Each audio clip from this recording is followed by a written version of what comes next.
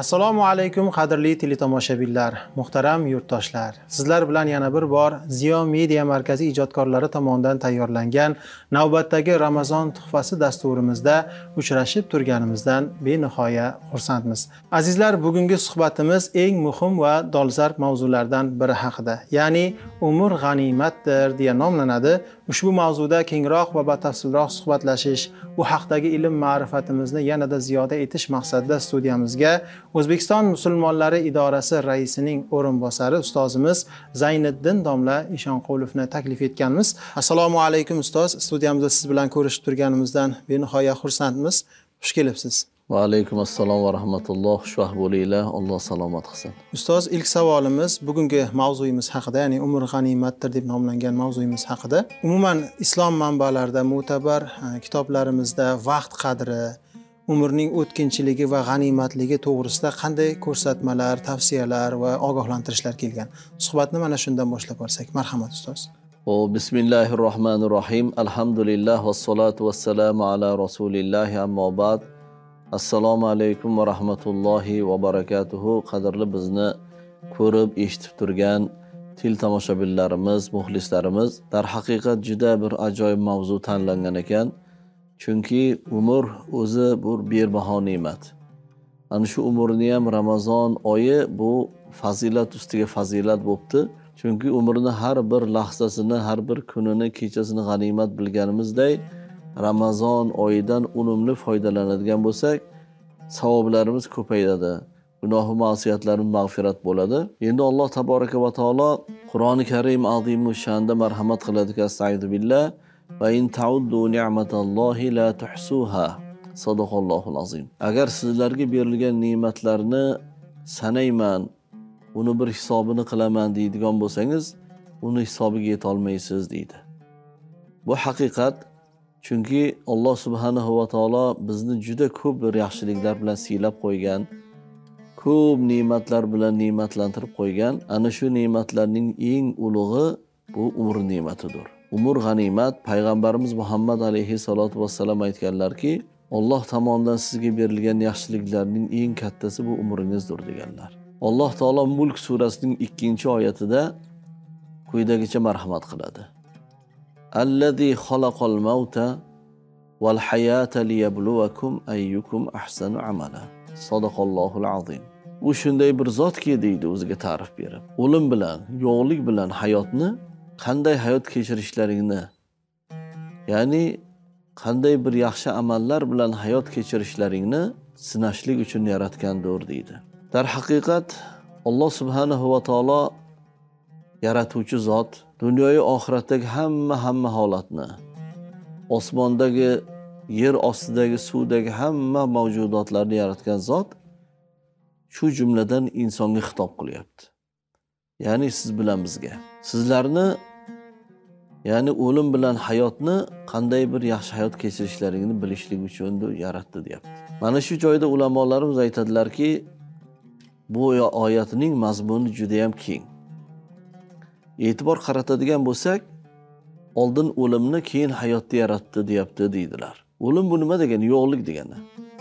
Aslida o'limni ham yaratgan ekan-da. Yo'qligini ham Alloh yaratgan ekan. Ana shu yo'qligidan keyin hayotni deyapti. Nima uchun o'limni, hayotni, o'limni deyilmadi? O'limni va hayotni deyildi. Yoki nima uchun hayotni, keyin o'lim deyilmadi? Aslida hayot boshlanib keyin o'ladi-ku odam. Yo'q. Ulamolarimiz aytayaptilarki, bu yerda Alloh subhanahu va taolo juda ham katta bir hikmatni, juda ham katta bir falsafani ifoda qilgan. O'lim degani bu yo'qlik degani-da. Hech qaysi birimiz yo'q edik. Hech narsa yo'q edi. Alloh taolo yo'qdan bor qilib yaratdi. Shu jumladan insonlarni. O'limni keyin hayotni deganda, hayot deganda bu tom ma'nodagi hayot ekan. Ya'ni bu dunyoga kelgan, bu yorug' dunyoni yuzini ko'rgan banda abadiy hayotga kelar ekan. Abadiy hayot uchun yo'qdan bor bo'lar ekan-da. Buni ulamolarimiz aytadilarki, inson hayotining 5 bosqichdan iborat deydilar. Inson hayoti 5 bosqichdan iborat.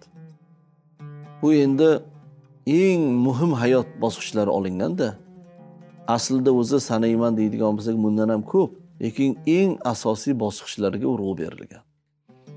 Birinchi bosqich deydilar bu ona qornidagi hayoti. Chunki diniy ta'limotlarimizda ona qornida hayotga ham alohida e'tibor qaratilgan. Va haqiqatda onaning vujudida, onaning tirik bir jonzotning vujudida yana bir jonzot dunyoga keladi. Alloh subhanahu va taolo kalomi sharifida 40 kundan bo'lib chiqadi-da o'sha homilani hosil bo'lishligini. Bu degan 120 kun. 4 oy. Ana shu 4 oy bo'lganligidan keyin Alloh taolo o'sha homilani shakllantirar ekan. Unga zamonaviy til bilan embrion deymiz. Embrion bir barmog'imizning yarimcha keladigan kichkinagina bir go'shtning parchasi. Lekin ana shu kichkina bir parchada inson tanasini hamma a'zolar shakllanib bo'lar ekan. Qo'llari, oyoqlari, qulog'i, ko'zi, boshi, bo'yni, beli hamma a'zolari.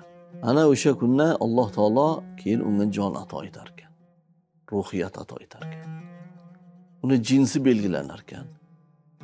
Uni taqdiri, rizq nasibasi, qancha umr ko'rishi belgilanar ekan. Ana o'sha kundan boshlab insonning hayoti boshlanar ekanda. Payg'ambarimiz Muhammad alayhi salatu vassalamni bir mashhur hadislar bor-ku. Al jannatu tahta aqdami ummahatikum.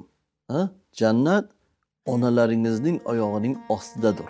Buni zohiriy ma'nosi onalarga bo'lgan ehtiromni tushunamiz.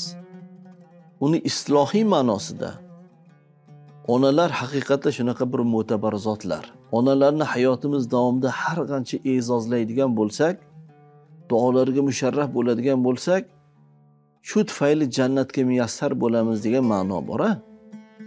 Lekin hozirgi zamonaviy muhaddislar, hadislarga sharh beradiganlar yana bir ma'noni ifoda qilgan ekanlar. O'sha onaning vujudidagi homilaning joyi, o'sha joyda homila rivojlanadi. Rivojlanganda o'ziga yarasha ozuqalanadi. Nafas oladi. Ona iste'mol qiladigan obu taomdan uning vujudidagi homilasi ham rivojlanadi. Homila harakatlanadi.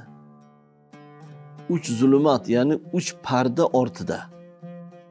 Onaning vujudida uni terisidan boshlab yana ikkita qo'shimcha parda, 3 pardaning ichida homila rivojlanar ekan. Shuning uchun ham bugungi diniy ta'limotlarimizda ham va zamonaviy o'sha yo'nalishlar, tibbiyot, aytaylik o'sha ruhiyatshunoslar, ya'ni psixologlar hammasi hozir bugun tinimsiz ravishda uqtiryapti-ku.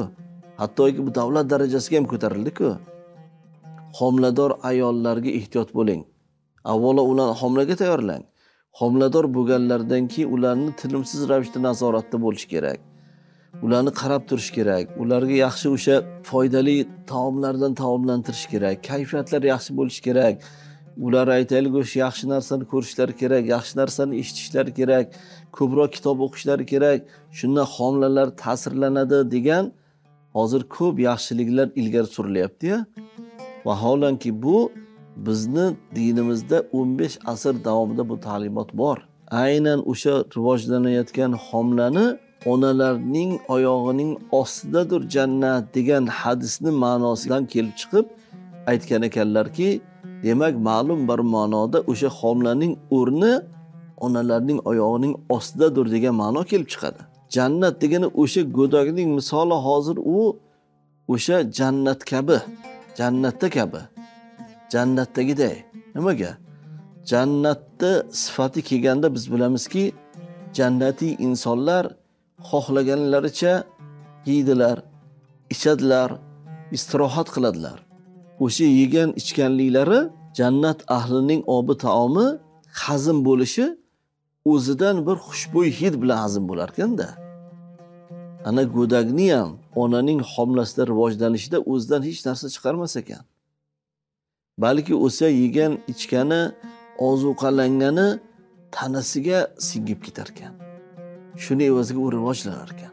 Shuning uchun ham insonning hayotining birinchi bosqichi ona qornidagi hayoti deb ataladi. Va bu ba'zi ta'limotlarga umrga qo'shiladi ham. Aytaylik mana janoza namozlarida imom domlalarimiz so'raydilar-ku, bu marhum necha yoshdalardi? Yoshini aytganlardan keyin ona qorindagi hayoti ham qo'shib o'sha joyda e'lon qilinadi. Bu birinchi bosqich ekan.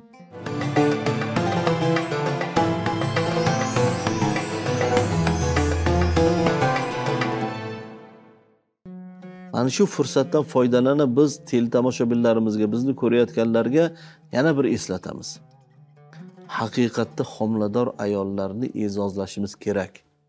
Kelinlarimizni e'zozlashimiz kerak. Ularga ortiqcha bir xizmat yoki qiynab qo'ymasligimiz kerak. Yoki ularni xafa qilmasligimiz kerak. Ularning kayfiyati buzilmasin. Ko'proq yaxshi kitoblarni o'qisinlar. Shundan ularning tanalaridagi homila ta'sirlanadi. Bugun o'zini isbotini topyapti. Ba'zi bolalar turib, tug'ilib, endi aqlini tanigandan boshlab ko'p narsani bilib qo'yyapti. Nimaga bunaqa deydigan bo'lsangiz, homilada ta'sir bo'lgan ekanda. Yoki uni salbiy tomonlarini ham ko'ryapmiz. Yoshgina bolalar hozir telefonni, internetni u yoqdan bu yoqqa kirib chiqadi. U ham nimaga desangiz, onasi ko'p internet o'ynagan ekanda. Homiladorligida onasi ko'p telefon bilan mashg'ul bo'lgan. Telefon bilan ovora bo'lgan. Ko'p vaqtini shu bilan o'tkazgan. Va o'sha narsa unga ta'sir qilar ekan. Ko'rdingizmi? Hamma tomonlamada yaxshilikka qarab intiladigan bo'lsa yaxshilik, salbiy tomonga qarab yo'naladigan bo'lsa salbiy ta'sir bo'ladi baribir. Ana shuni hayotning birinchi bosqichi deydilar. Endi ikkinchi bosqich, hattoki ba'zi bir kitoblarimizda shunaqa bir ko'rsatmalar ham bor. Shuni ham bir aytib o'tib ketaylik-da. Agar onaning qorinda homila ikkita bo'lsa, egizaklar bo'ladi-yu. O'sha egizaklar odatda yarim soat, 1 soat oldin tug'iladi birinchisi. Yoki ma'lum bir daqiqalar. Ular o'sha homiladagi hayotlar deb bilar ekanlar. Bizning dunyoyimiz shu deb bilar ekanlar. Agar bittalari oldinroq dunyoga keladigan bo'lsa, bo'ldi, men sherigim ketdi, o'ldi, yo'q bo'lib ketdi deb tushunar ekan. Vaholanki u tor bir dunyodan keng bir dunyoga kelyapti-da. Xuddi mana shu holat mana bu dunyoni tark etayotganda ham bizning tasavvurimizda shunaqa. Bu dunyoni tark etgan insonni bu vafot etdi. Endi bu yorug' dunyoni tark etdi deymiz-a? Aslida unaqa emas. Aslida diniy ta'limotlarimizda bu dunyodan ham ular kattaroq bir dunyoga ko'chib o'tgan bo'ladilar. Bu haqiqat. Ana inson bosqichini, hayot bosqichini ikkinchi bosqichi mana bu dunyodagi hayotimiz ekan. Va ko'p narsa mana shu dunyodagi hayotimizga bog'liq ekan. O'sha onaning qornida 4 oyligida tana bilan ruhiyat birlashadi. O'sha homila onaning qornida yuragi ura boshlaydi. Nafas ola boshlaydi. Bu katta mo'jiza bu, alhamdulillah. Ana dunyoga kelarkan, u endi bu yorug' dunyodagi hayoti boshlanadi. Alloh bergan umrni yashaydi. Va mana shu dunyodagi hayotini g'animat bilsa, uni unumli foydalansa, albatta dunyosi ham obod bo'ladi. Va bu dunyodan keyingi hayotlarining bosqichlari ham yaxshi bo'ladi, xayrli bo'ladi. Endi qarang. Payg'ambarimiz Muhammad alayhi salatu vasallam aytadilar-ki, kullukum ra'in va kullukum mas'ulun an ra'iyatihi.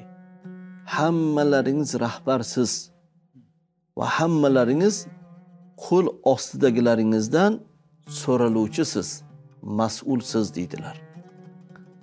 Hech bo'lmaganda ota-ona o'z farzandiga rahbarda. Farzand ko'rdi, Alloh bergan bir katta ne'mat bo'ldi u. Endi mana shu ne'matning shukronasi bor. Uni shukronasi nima deydigan bo'lsak, eng katta shukronasi shu farzandni ta'lim tarbiyasini yaxshilash.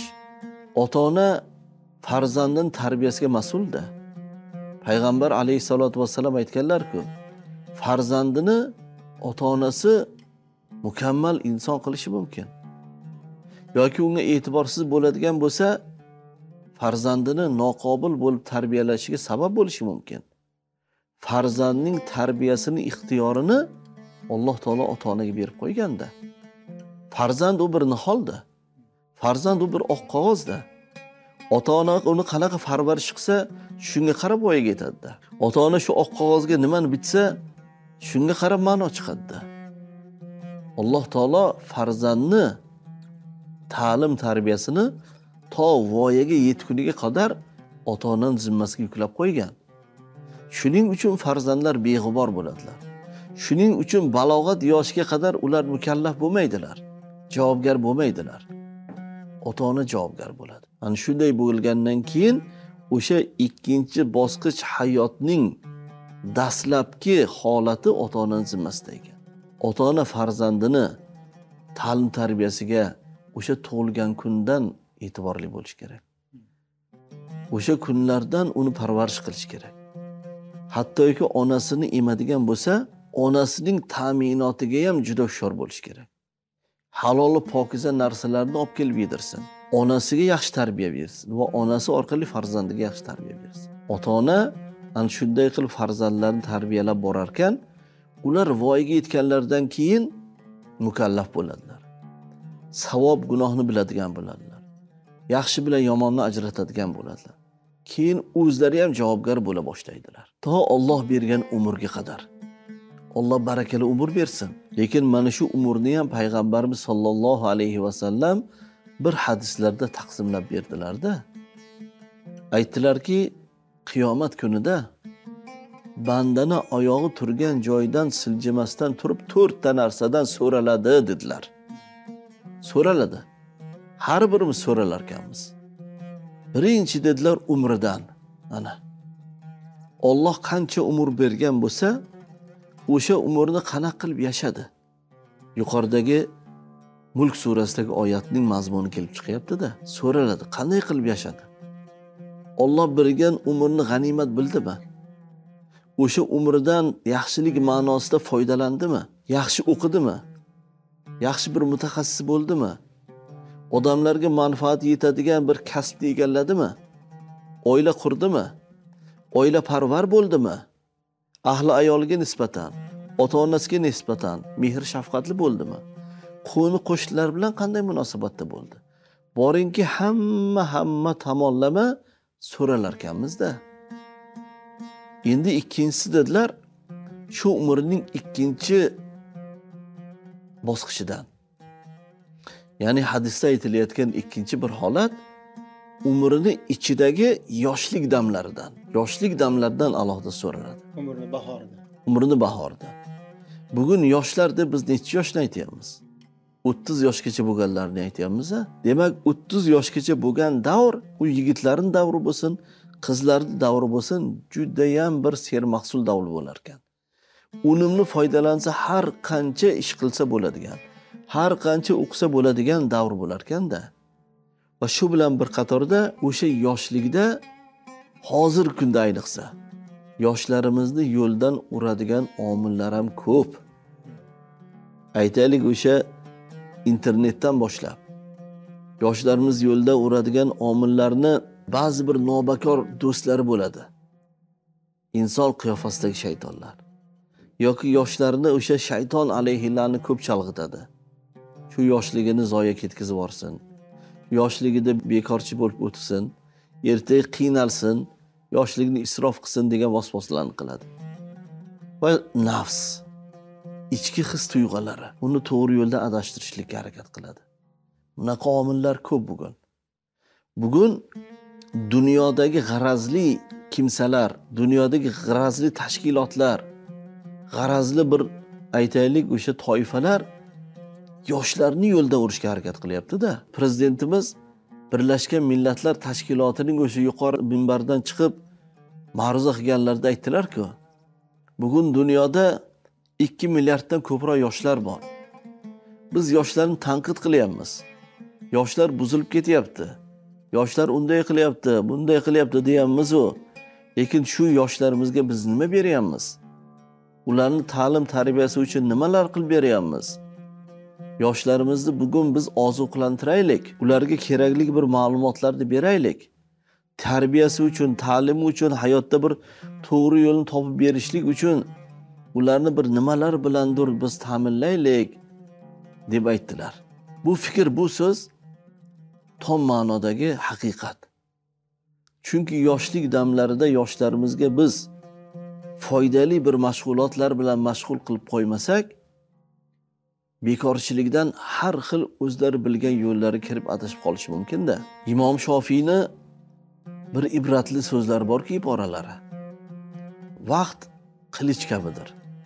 Sen uni kesmasang, u seni kesadi. Bo'sh vaqtni foydali bir mashg'ulotlar bilan band qilmasang, o'sha bo'sh vaqt seni halok qiladi deganlar. Aynan bu yoshlarimizga taalluqli.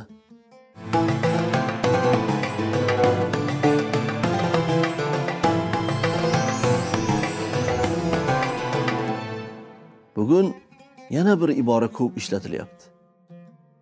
O'sha zakovat, ziyolilar tomonlaridan. Yoshlarimizni bo'sh vaqti, dushmanlarimizni ish vaqti deyilyapti. Bu juda ham to'g'ri gapda. Bugun yoshlar bekor qolsalar, nima qiladilar? Internetga kiradilar. Internetda kimlar o'tiribdi? Internetda yaxshi, ziyoli insonlar bilan bir qatorda g'arazli, maqsadli odamlar ham o'tiribdi-da. Manfur kimsalar o'tiribdi. Yoshlarimizni chalg'ituvchilar o'tiribdi. Ming afsus. Hamma tomonlama. Ana shu uchun biz e'tiborli bo'lishimiz kerak va yoshlarimizni umrlarini foydali narsalar bilan o'tkazishlikka harakat qilishimiz kerak. Birinchi navbatda ota-onalar. Farzandlar voyaga yetib kelyaptimi? Yoshiga qarab foydali mashg'ulotlar bilan band qilib qo'ysinlar. Aytaylik, o'sha sport bilan shug'ullantirsinlar yoki san'at bilan shug'ullantirsinlar. O'zini yoshga xos bir ilm bilan mashg'ul qilsinlar. Mana shundagina ularni bekor vaqtlar qolmaydi va o'sha o'rganayotgan narsalarni nazorat qilib tursinlar. Qani bolam, bugun nimani o'rgandingiz? Bir ko'rsatib beringchi menga deb tomosha qilsinlar. U o'rgangan mashg'ulotlarni ko'rsatib bersin. Rag'batlantirsinlar. Juda ajoyib, juda zo'r narsalarni o'rganibsiz-da. Barakalloh. Ertaga bundan ham yaxshilarini o'rganib keling. Qani, bugun nimani yodladingiz? Bir o'qib beringchi, bir eshitaylikchi, shug'ullansinlar. Alhamdulillah. Mana hozir Ramazon oyidamiz, ha? Ramazon oyida xonadonida bir yaxshi kitobni mutolaa qilsa, yaxshi bo'lardi. Bolalarga o'qib bersin ota-onalar. Bolalarni ham navbati bilan o'qib, ulardan ham eshitsin. Unumli foydalanaylik. Payg'ambar alayhissalatu vassalam aytgan o'sha yoshlik damlari degani shu. Uchinchisini aytdilarki, ilmidan. Nimani o'rgandi? O'rganganni hayotda tatbiq etdimi, yo'qmi? Alhamdulillah mana. Mana shu hadisda ham ilmga targ'ib bor-da.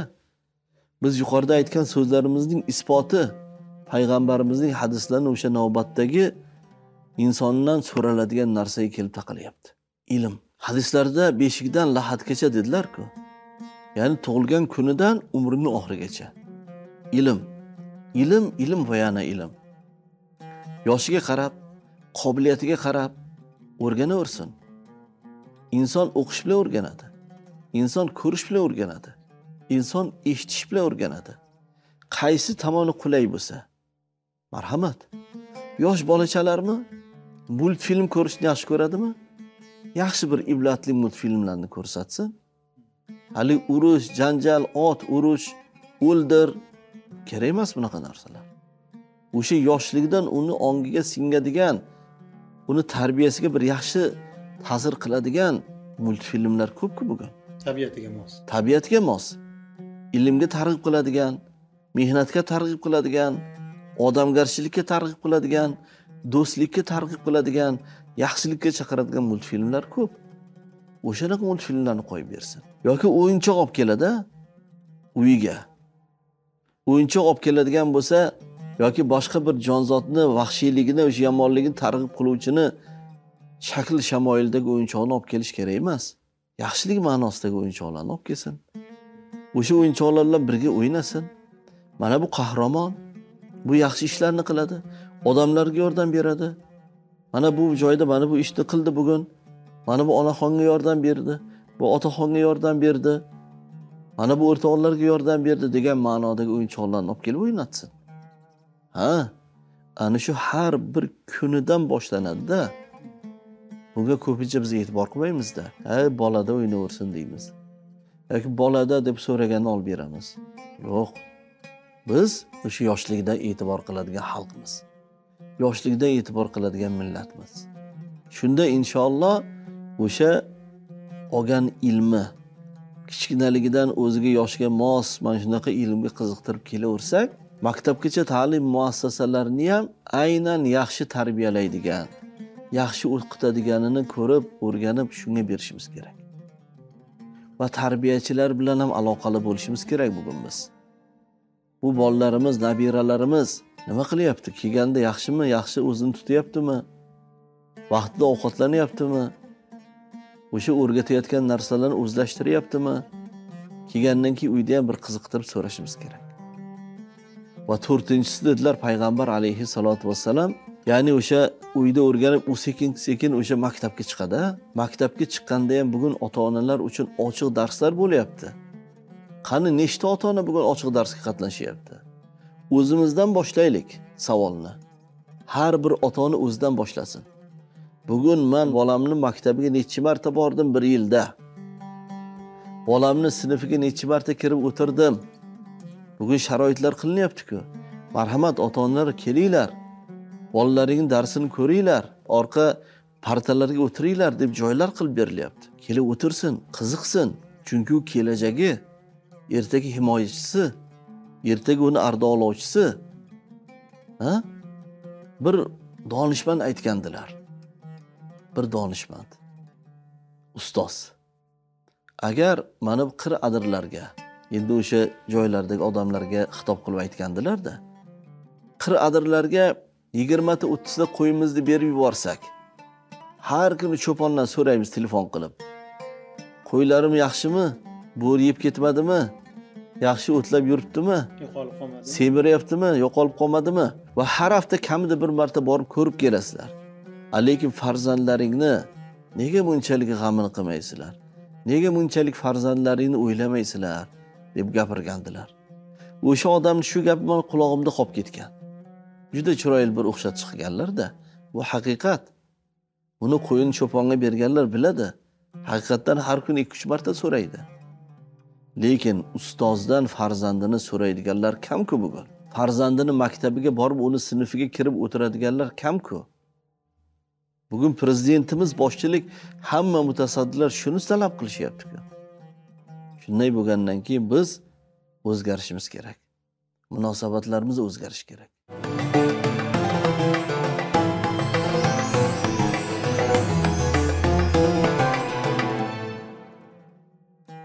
Maktabdan keyingi oliy dargoh, undan keyingi ilmiy jarayonlar, qaysi kasb-korni tanlashdan qat'iy nazar bugun o'sha kasb-korini ilmini chuqur o'rganmasa bo'lmaydi. Bugun zamonni talabi shu o'zi. Bugun yaxshi usta hamma joyga kerak. Bugun yaxshi duradgor hamma joyga kerak. Bugun yaxshi vrach hamma joyga kerak. Bugun yaxshi o'qituvchi talash. Bugun yaxshi mutaxassisga ehtiyoj juda ham katta. Shunday bo'lgandan keyin o'sha ilmidan so'raladi deganlari shu. O'rgandimi? O'rgandi. Unga amal qildimi? O'zi uchun ham boshqalar uchun foyda keltirdimi? Mana bu ham bir masala. Ana so'nggisi payg'ambar alayhisolatu vassalam aytdilarki, topgan tutganidan. Qayerdan topyapti? Qayerdan daromad ko'ryapti? Halol mehnat qilyaptimi? Yoki olgan ilmidan bir joyda xizmat qilib oylik maosh olyaptimi? Yoki o'sha kasbi koriga sadoqat bilan yondashib, shuni orqasidan odamlarni rozi qilib, xursand qilib rizqini topyaptimi? Bu bir masala. Bugun sir emaski, noto'g'ri yo'llar bilan tirikchilik qilayotganlar ham ko'pda. Odamlarni aldayotganlar qancha? Ta'magirlik qancha? Bugun yoshlarimizni o'sha internet orqali har xil qimor o'yinlarga jalb qilib, uni orqasidan uni xonadonini vayron qilayotganlar qancha? Joniga qasd qilayotgan yoshlar qancha? Mana bu tomoniga ham ahamiyat berishimiz kerak bugun. Xo'p, topdi. Mehnat qildi. Halol, pokiza yo'llar bilan topdi. Endi u uniki, Payg'ambar alayhisolatu vassalam hadislarda aytayaptilarki, uni tasarrufi bo'yicha ham alohida so'raladi. Tasavvur qiling, hali qiyomatda bir joyda turibdi, qadam siljimadi. Shu savollar bo'lyapti. va bu bo'ladi. Endi tasarruf qilishda ham me'yor. Isrofgarchilikka berilmaslik, uni aytaylik o'sha fahsh, munkar, yomon yo'llarga sarflamaslik, balki ilm yo'liga, ro'zg'origa, savob ishlarga. Mana bugun muruvvat oyi bu. Yaxshi shunaqa savob bo'ladigan muruvvat ishlariga tasarruf etadigan bo'lsa, qiyomat kunida savol javob oson bo'lar ekanda. Ana umr deganni payg'ambar alayhissalatu vassalam mana shu hadislarda o'zi ifoda qilib berganlar. Yana ulug'larimizdan masalan Hasan al-Basri aytadilar. Har kuni ertalab inson uyg'onganda unga murojaat qilar ekan. Ey inson, men sana bugungi bir umringman. Umringni bir bo'lagiman. Hayotingni bo'lagiman. Sani bir bo'lagingman. Mendan foydalanib qolgin. Mendan yaxshiligi ma'nosida foydalanib qolgin. Men keyin qaytmayman derkan. Bu haqiqat. Hasan al-Basri rahimahulloh inson kunlardan iborat bo'lgan bir mavjudot deganlar. Hayotidan bir kuni o'tdimi, uni bir bo'lagi ketdi degan gap. Ana eng boshida payg'ambar alayhissalatu vassalamni o'sha insonning hayoti 5 bosqichdan iborat degan ikkinchi bosqichi mana shu hayot ekanda. Va hadislarda marhamat qilib aytganlar-ku, ad-dunya mazra'atul axira. Bu dunyo oxirat ekinzoridir. Bu demak, Alloh bergan hayotda biz yaxshi hayot kechirishimiz, tom ma'noda hayotimizdan unumli foydalanishimiz, yaxshilik urug'larini ekib ketishimiz, farzandlarimizni yaxshi tarbiya qilishimiz, bugun hayotimiz uchun bir manfaatli xizmatlar bilan mashg'ul bo'lishimiz, dunyomizni obod qilishimiz. Dunyoni yaxshilik ma'noda obod qiladigan bo'lsak, oxiratimiz ham obod bo'ladi. Ana payg'ambarimiz Muhammad alayhissalatu vassalam oxiratni obodligi mana bu dunyodagi holi hayotimizdagi xatti harakatimizga bog'liq ekanligini ifoda qilib berganlar. Bu dunyo nihoyasiga yetarkan, u onani qorinda 4 oyligida tanaga kelib ruh qo'shilgan-ku. Vaholanki u ruhlar o'zi al-misoqda yaralgan edi. Parvardigorimiz ruhlar olamini yaratib, alastu bi robbikum, men sizlarni Robbingiz emasmanmi? Men sizni Robbingizmanmi deganda ruhlar bala va anta robbuna. Albatta sen bizni Robbimizsan deb ruhlar Allohni e'tirof etganlar. Unga iymon keltirganlar. Shuning uchun payg'ambar alayhissalatu vassalam kullu mavludin yuladu alal fitra dedilar. Har bir tug'ilgan go'dak borki, u sof tabiatda tug'iladi. Fitratda tug'iladi deganlar. Pokiza bo'lib tug'iladi. Chunki u go'dakning ichidagi ruhiyati al-misoqda yaralib, u iymon keltirgan. Ana bu dunyodagi hayot nihoyasiga yetgandan keyin, ikkinchi bosqich hayot nihoyasiga yetgandan keyin homiladalik vaqtida tanasiga kelib qo'shilgan ruhiyati yana tanani tark etadi. Ruhlar olami ko'chib o'tadi. Barzax hayotiga ko'chib o'tadi. Tana yerdan yaralgan edi, yerni bag'riga qo'yiladi. U ham vaqtinchalik. Vaqti kelib yana qayta tiriladi. Ana ruhiyatni o'ziga xos olami bor-da.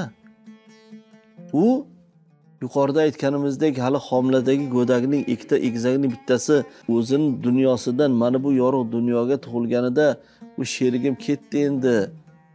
U shunday bir dunyoni tark etdi deb turgan sherigini fikri bo'yicha bizni fikrimizcha mana bu yorug' dunyoni tark etgan bandaning ruhiyati balki bundan ham kengroq bir olamga ko'chib o'tadi. Buni nima deb tushunamiz? Mana bu dunyoda biz qancha hayot kechiramiz? Ko'pi bilan aytaylik, hozir eng uzoq umr ko'rganlar 120, nari borsa 130. To'g'rimi? Undan uzog'i yo'q. Lekin dunyoda 10,000 yillik qabristonlar bor. Ana o'sha odamlar 10,000 yil oldin bu dunyoni tark etganlar, ular qayerda hozir? Ular yo'q bo'lib ketganlar yo'q. Ular hayotlari o'zlariga xos hayotdalar ular. 10,000 yildan beri ular bizga ma'lum hali bu. Bu dunyoni hamma har xil baholaydi-ku. Kimlardir million deb yuboradi, kimlardir boshqa, anig'ini Alloh biladi. Ana necha ming yil oldin olamni o'tganlarning ham hayoti o'sha barzax hayotida hayot kechiryapti-da. Alloh subhanahu va taolo Ar-Rahmon surasida aytadiki, astag'firu billah, marojal bahroyni. Ya'ni Alloh subhanahu va taolo Ar-Rahmon surasida marhamat qiladi. Marojal bahroyni yaltaqiyan baynahuma barzaxun la yabghiyan. Fabi ayyi ala'i robbikuma tukazziban. Ikkita dengiz yonma-yon oqadi. Ularning o'rtasida shunday bir to'siq borki, u barzax deb keltirilgan shu to'siqni. Ko'zga ko'rinmaydi. Ammo o'sha to'siq bor deydi Alloh taolo. La yabghiyan. Ularning o'rtasida to'siq bu yo'q bo'lmaydi. Shu to'siq tufayli ham sho'r suvga chuchuk suv aralashib ketmaydi. Robbingizni qaysi mo'jizasini inkor etasiz deydi. Buni o'sha dengizshunos olim Kusto men shuni topdim deb jar soldi-ku. Shunda musulmon ulamolar aytdiki, janob Kusto, bu yangilik emas. Bu kashfiyot emas. Bu Qur'oni Karimda 14 asr oldin aytib qo'yilgan deyishda. Barzax iborasini ulamolar aytadilarki, oxirat hayoti, ya'ni qabr hayoti bu barzax hayoti. Bizni ko'zimizga ko'rinmaydi, lekin u bor. O'sha 3-bosqich hayot ekan. Payg'ambar alayhi salatu vassalam aytadilarki, al-qabru rawdatun min riyadil jannah aw hufratun min hufarin nar. Qabr jannat bog'idan bir bog' yoki jahannam o'chog'idan bir o'choq deganlar. Demak, u bor narsa-da. Mana bu dunyodagi hayotimizni biz unumli yashasak, qo'limizdan kelgancha faqat yaxshilik qilsak, ezgulik ulashsak, o'zimizni isloh qilsak, oilamizni isloh qilsak, farzandlarimizni yaxshi tarbiyalasak, qo'ni-qo'shnilarimiz bilan, qavm qarindoshlarimiz bilan manfaatli bir hayot kechirsak, oqibatda hayot kechirsak, vatanimizni ravnaqi, tinchlik uchun xizmat qilsak, ana Alloh nasib etsa, qabrdagi hayotimiz, barzax hayotimiz ham jannat bog'laridan bir bog' bo'lar ekan-da.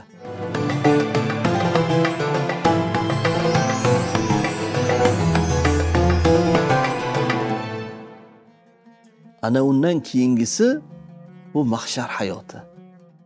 Mahshar hayoti. Bu 4-hayot. Alloh taboraka va taolo Yosin surasida marhamat qiladi. Astagfiru billah. Fa iza nufikha fis-sur fa izahum minal ajdati ila robbihim yansilun. Sadaqallohul azim.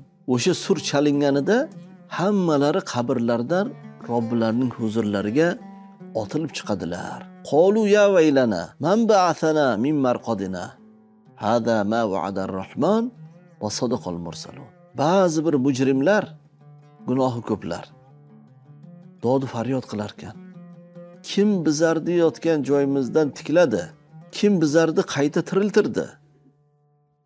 Shunda aytilar ekanki, bu sizlarga o'sha Rahmon va'da qilgan, payg'ambarlar tasdiqlagan, ogohlantirgan kun mana shu deyilar ekan.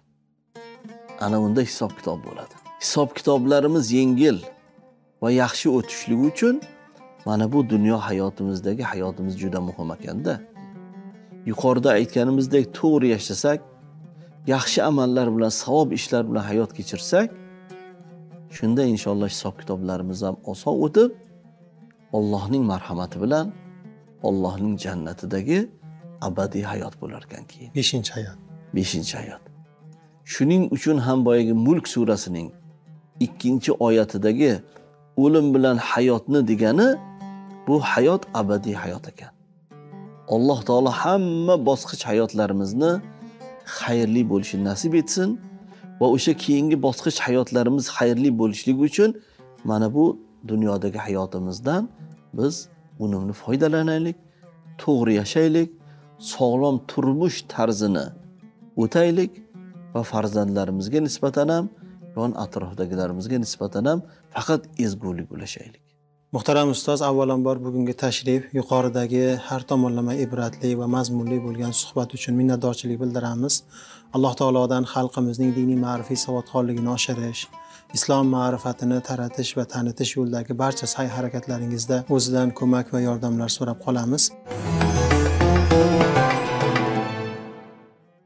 Jadidlar juda og'ir sharoitlarda g'oyaviy siyosiy tazyiqlarga qaramasdan xalqni ma'rifatli qilish, jaholatga qarshi kurashish, ilm, ta'lim-tarbiya orqali inson ongini o'zgartirish, mustamlaka bo'lgan Turkistonni dunyoning taraqqiy etgan mamlakatlari safiga qo'shishdek ezgu maqsadlar yo'lida g'animat umrlarini qurbon qilgan chin ma'rifatparvar bobolarimizdir. Ular hatto yashash huquqidan ham mahrum etildi, qatag'on qilindi. Bu safda Abdurauf Fitrat ham bor. Abdurauf Fitrat bebaho umr millatga najot yo'li ko'rsatishdek ezgu maqsad yo'lida ayamay sarf etgan jadid bobokalonimiz, serqirra bilim sohibi, qomusiy olim deyishga munosib alloma vatandoshimiz. Fitratning Hurriyat gazetasida bosilib, el ichra mashhur bo'lgan Yurt qayg'usi nomli she'rida Turkistonning hurligi uchun kurashga bel bog'lagan lirik qahramonning "Men sen uchun tug'ildim, sen uchun yashayman, sen uchun o'larman, ey Turkning muqaddas o'chog'i" degan satrlar bor. Mazkur she'rda Fitrat ona vatan, mushtipar To'ronni g'amdan, zulmdan, mungdan ozod qilish har bir turonlikning muqaddas burchi ekanini, ona vatanni mahv etmoqchi bo'lganlarning o'zini mahv qilishini, unga yordamga kelmaganlar nafratga sazovor ekanligini alohida ta'kidlab aytadi.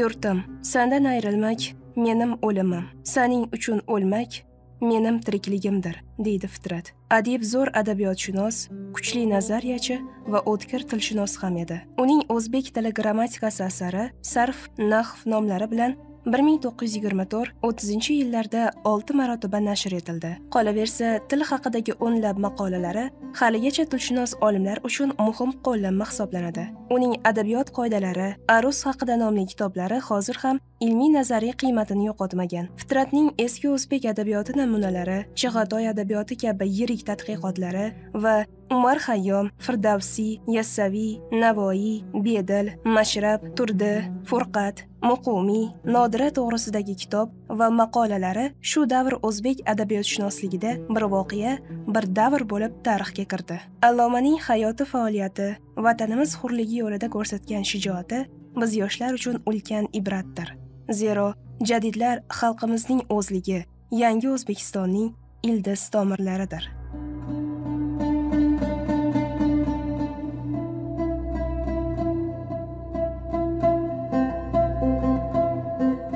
Qadrli teletomoshabinlar, shuning bilan Ziyo Media Markazi ijodkorlari tomonidan tayyorlangan navbatdagi Ramazon tuhfasi ko'rsatuvimiz ham o'z nihoyasiga yetdi. Endi esa e'tiboringizni Media Markaz ijodkorlari tomonidan tayyorlangan Yurt manzaralari sahifasiga qaratamiz. Kelgusi ko'rsatuvlarimizda ko'rishguncha xayr, salomat bo'ling. Vassalomu alaykum va rahmatullohi va barakatuh.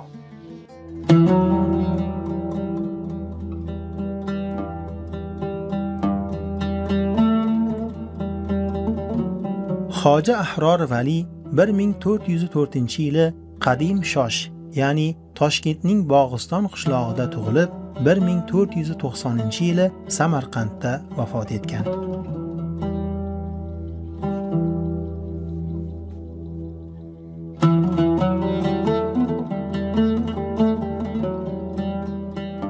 Xoja Ahror Vali hazratlari Naqshbandiya tariqatining yirik namoyandasi hamda musulmon olamining buyuk mutasavvif donishmandi sifatida munosib o'ringa ega bo'lgan buyuk siymodir.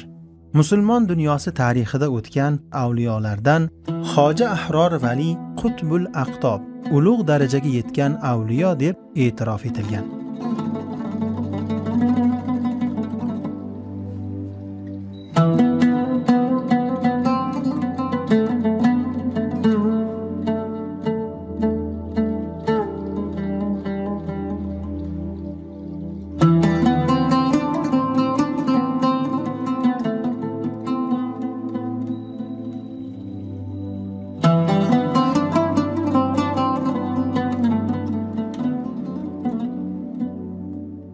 Zohirda xalq bilan, botinda esa haq ila mashg'ul bo'lgan bu ulug' zotdan avlodlarga qarata aytilgan pand nasihat va o'gitlar qulog'ingizda qayta va qayta jonlanaveradi.